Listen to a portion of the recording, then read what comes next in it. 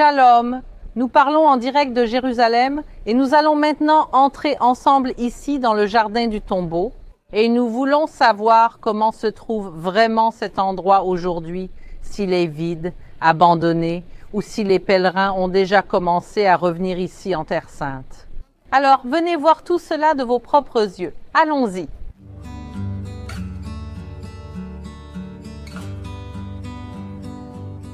On voit déjà en anglais The Garden Tomb, le jardin du tombeau. Allons-y.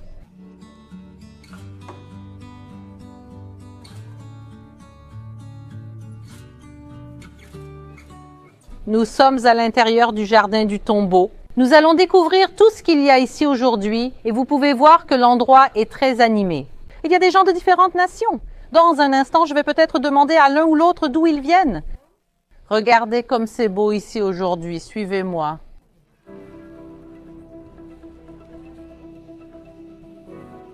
D'où venez-vous? D'où êtes-vous? Vous venez d'Indonésie. Indonésie, bienvenue. Il y a des gens d'Indonésie ici aujourd'hui. J'ai vu. Il y avait aussi un groupe d'Américains. Il y a des gens ici de différentes nations, c'est-à-dire les nations du monde viennent à Jérusalem pour se connecter avec Dieu. Comme c'était aussi à l'époque biblique, il est écrit « Ma maison sera une maison de prière pour toutes les nations » et on voit vraiment les nations du monde se rassembler ici. Comme la Bible elle-même le dit, plus de 2000 ans se sont écoulés et ces paroles sont aussi vraies à cette époque qu'elles le sont aujourd'hui. La première chose que nous allons voir aujourd'hui, c'est le calvaire lui-même, le Golgotha. Il se trouve dans cette direction, donc nous allons par là et regardez comme c'est mignon. Il y a ici une famille avec un petit bébé, c'est trop adorable. Je les vois ici, ils parlent espagnol. J'ignore leur pays, mais j'entends l'espagnol derrière.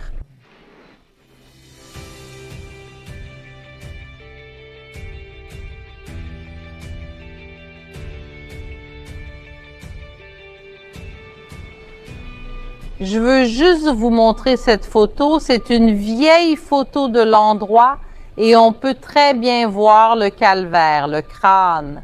Donc ici, on peut voir les deux yeux et le nez. Donc les deux yeux sont juste devant nous. Le nez s'est effondré il y a quelques années lorsqu'il y a eu une tempête de neige ici à Jérusalem. Mais ici, on peut voir le calvaire, le Golgotha, et il y a un groupe qui vient d'arriver. Mais nous allons voir maintenant. Allons à l'endroit le plus important de tous, qui est le tombeau vide. Alors allons-y ensemble.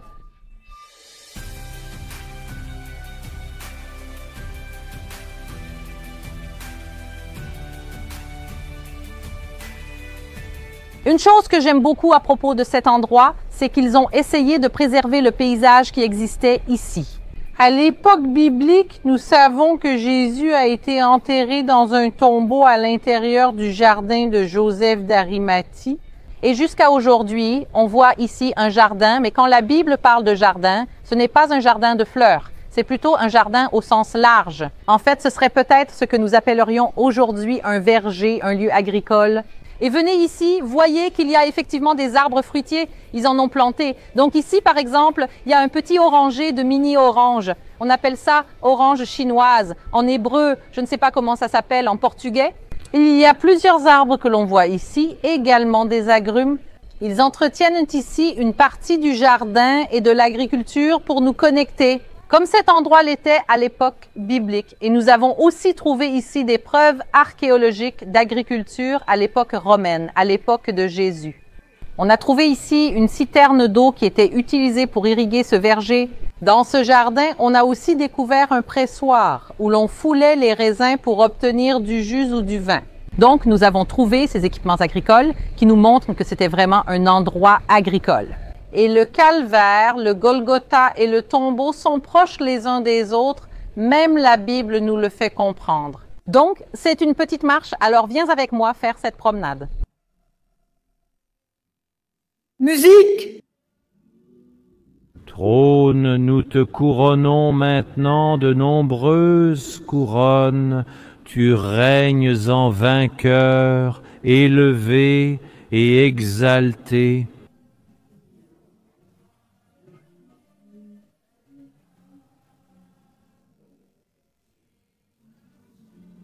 Que c'est beau!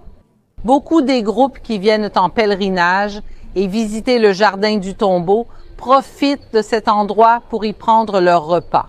Nous venons de voir un groupe célébrer ici et plus loin un autre groupe chanter. Eux aussi commenceront bientôt leur repas.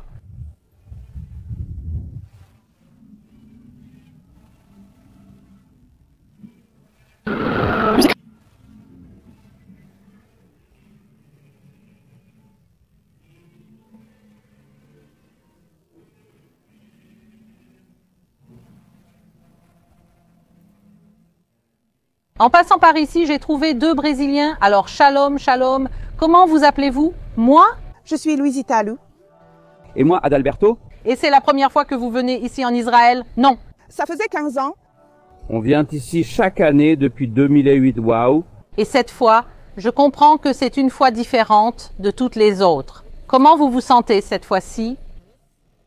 Eh bien, la réalité, c'est que même s'il y a ces conflits aux frontières, on se sent très en sécurité. Il est clair qu'être ici en Israël est bien plus sûr que souvent n'importe où au Brésil. Et c'est quelque chose qui pour nous ne donne aucune raison d'avoir peur ou d'être inquiet, soit parce qu'on connaît la sécurité qu'il y a à l'intérieur du pays. Et cela ne nous a jamais donné de raison de ne pas venir ici chaque année. Et pour les Brésiliens et pour les personnes du monde entier qui nous regardent, qui se demandent si c'est possible ou non, qu'ils aient vu ou non, que leur diriez-vous? Vous pouvez venir car il n'y a rien, absolument rien qui puisse vous empêcher d'être ici et d'être extrêmement en sécurité. Ce pays est une bénédiction et accueille tous avec affection et amour. Israël fait preuve d'une grande hospitalité envers les touristes et invite tous les Brésiliens à venir. Vous pouvez venir sans problème, il n'y a aucune difficulté qui puisse causer du tort aux touristes. Donc nous sommes très heureuses d'être ici. Originaires de Florianopolis, Santa Catarina, nous invitons les Brésiliens à venir en Israël avec leur groupe. Ça vaut vraiment la peine et ça vaudra toujours la peine, non? N'arrêtez pas de visiter la Terre Sainte, c'est ça, la présence de Dieu ici est magnifique. Malgré les conflits, il vaut mieux être ici, car celui qui garde Israël veille aussi sur votre vie. Reçois aussi le shalom de Dieu. Shalom, la présence de sa présence sur ta vie, ta maison, ta famille. Alors, le tombeau est vide, mais le jardin du tombeau ne l'est pas. Non, non. Très heureuse de te voir, Aline, vraiment, et de vous voir aussi, c'est un plaisir. Maintenant, nous allons continuer, et vous aussi, en passant à l'action. Amen, shalom.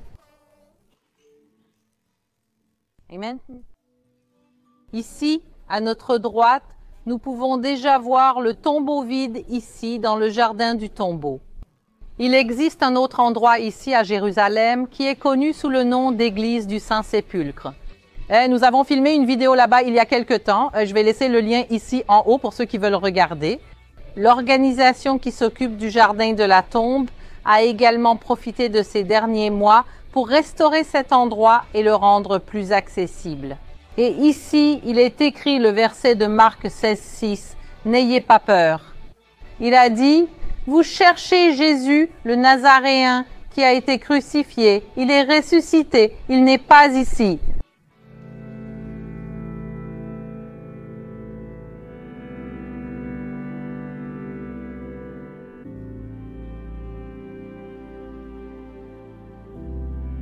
Ce tombeau avait de la place pour 3 corps. Et cet espace précis que nous voyons est là où le corps de Jésus a été placé.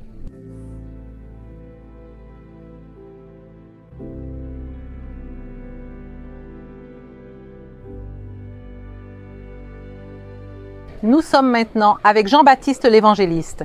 Brésilien, il vit en Israël depuis longtemps et est bénévole au Jardin du Tombeau. Et tu sais mieux que personne ce qui se passe ici ces jours-ci. Alors, je voulais te demander comment va le jardin en ce moment. Il y a du monde? Que se passe-t-il ici? Le Jardin du Tombeau a toujours été ouvert aux groupes pour les visites. Depuis octobre dernier, il accueille les visiteurs. Appelez et nous ouvrons les portes. Mais ces dernières semaines, le Jardin du Tombeau est totalement ouvert pour accueillir plusieurs groupes venus de différentes parties du monde. Et aujourd'hui, nous avons eu plusieurs groupes, dont beaucoup venant du Brésil. Il y a déjà eu aussi des petits groupes et la semaine prochaine, nous aurons quelques grandes caravanes du Brésil qui viendront ici. Donc, il est tranquille de visiter Israël. Tous les endroits que les gens visitaient auparavant sont ouverts à la visite et nous sommes ici pour accueillir tout le monde comme toujours. Quel message voulez-vous transmettre? Surtout au Brésil qui nous regarde. La Terre Sainte a toujours été ouverte pour accueillir les Brésiliens et elle reste ouverte. Et je veux vous inviter à visiter la Terre Sainte, à mieux connaître la Bible et à visiter aussi le jardin du tombeau car le tombeau est vide. Il est ressuscité. Nous vous montrons en exclusivité le jardin du tombeau aujourd'hui pour que vous puissiez voir de vos propres yeux ce qui se passe à cet endroit.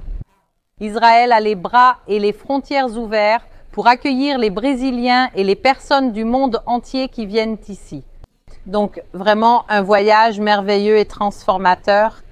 Si vous souhaitez découvrir, participez à un voyage des caravanes Israël avec Aline. Infos et tarifs sur notre site www.israel.com/aline.br. On se voit, si Dieu le veut, aussi en personne ici. Un gros bisou et à la prochaine.